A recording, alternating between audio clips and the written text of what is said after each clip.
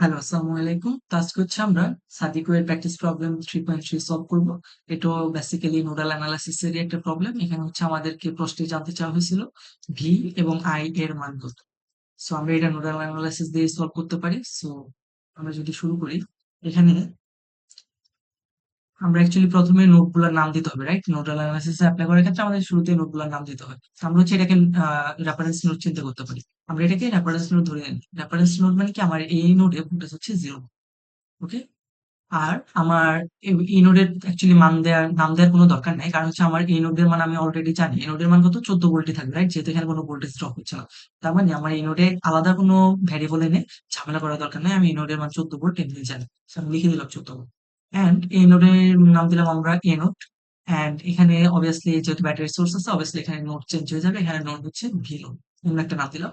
And এটাও V node থাকবে। আর এদিকে তো রেফারেন্স। ওকে, ফাইন। সো আমাদের সব নোডের নাম দেওয়া শেষ। তো অন্য যে অন্য যে কোনো আমরা আগে যে ২ টা ম্যাথ করছি, ওইটার সাথে এই ম্যাথটা একটু ডিফারেন্ট হচ্ছে।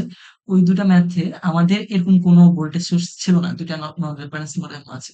সো যখনই ২ টা নন রেফারেন্স নোডের মাঝে একটা ভোল্টেজ সোর্স চলে আসে, তখনই আমাদের সুপার নোডের কনসেপ্ট চলে আসে। সেখানে আমাদের এ, বি ২ টাই কিন্তু non reference node, right?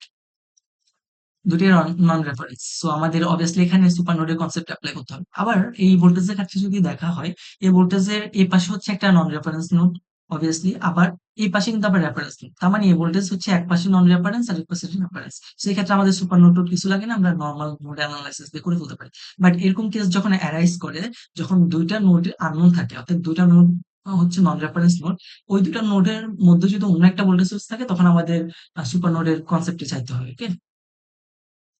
So আমি এখন যদি এপ্লাই করি সূত্র, রেফারেন্স নোটটা, সরি সুপার নোট এপ্লাই করি, তো আমার সুপার নোট, আচ্ছা আমি যদি আবার এই পাশে একটু চিত্রটা ড্র করি, তাহলে আই গেস বুঝতে আর সুবিধা হবে।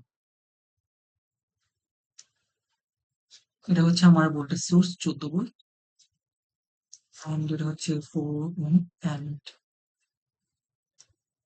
এটা হচ্ছে 3 ওহম। আর এই 3 ওহমের অ্যাক্রস ভোল্টেজ ড্রপ হচ্ছে আমার ভি ভোল্ট। এটা হচ্ছে আমার 6 ভোল্টের একটা ভোল্টেজ সোর্স। এই নোডে এটার নোড ভোল্টেজ আমরা ধরলাম ভি এ, আর এটার নোড ভোল্টেজ আমরা ধরলাম ভি ভি। অ্যান্ড এখানে একটা রোধ আছে, at the same time হিয়ারস another one. So এটা হচ্ছে আমার 2 ওহম আর এটা 6 ওহম। ওকে? সো এটা হচ্ছে আমার রেফারেন্স নোড, তার মানে 0 করে। ওকে, সো আমার সব নোডের নাম দেওয়া হয়ে গেছে। আমি জাস্ট এখন নোডাল এপ্লাই করব।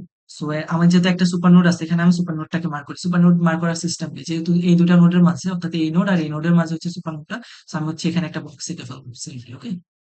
সো আমি হচ্ছে এখন এই পুরো বক্সের ভিতর কি কি আছে আমার এগুলো দেখার দরকার না। আমি পুরো বক্সটাকে একটা বিন্দু চিন্তা করবো, এই পুরো বক্সটাকে একটা নোড চিন্তা করবো পুরোটাকে। ওকে?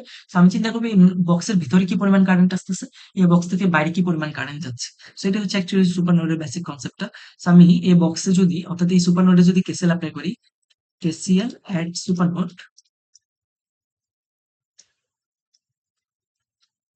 আমি এখানে যদি কেসেল অ্যাপ্লাই করি, এখন এই নোড থেকে বাইরে কি পরিমাণ কারেন্ট যাচ্ছে, এদিকে একটা কারেন্ট যাচ্ছে, এদিকে কারেন্ট যাওয়ার পরিমাণ কত, ভি এ মাইনাস এই এইখানে নোড ভোল্টেজ কত, 0 ভোল্ট। তার মানে ভি এ মাইনাস 0/3, রাইট?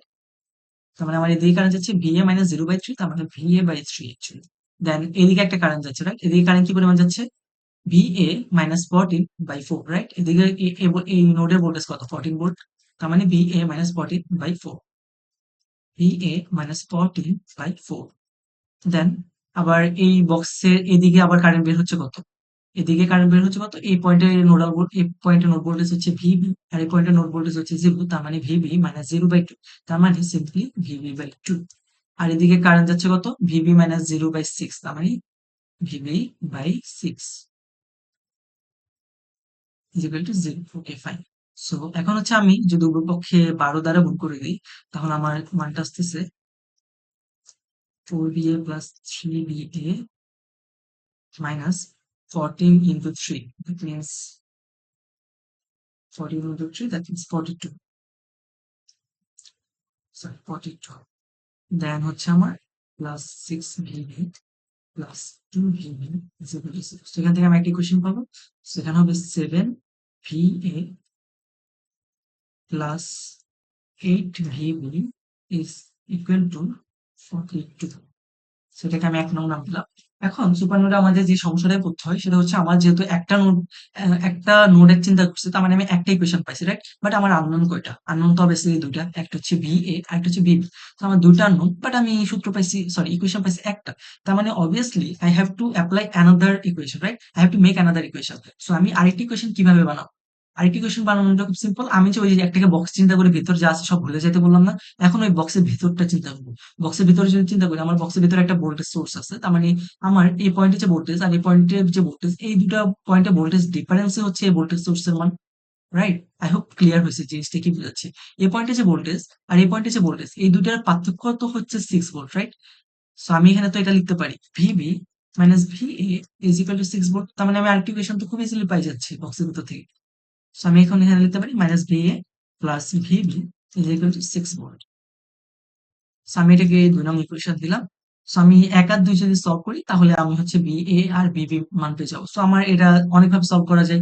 এখানে আমি ক্রেমার রুল এপ্লাই করতে পারি, অথবা কি বলে এটাকে ক্রস মাল্টিপ্লিকেশন এর মাধ্যমে করতে পারি। সরি, আমরা ক্রস কি বলে এটাকে? আমরা যে বজ্রগুণন পদ্ধতিতে করতে পারি।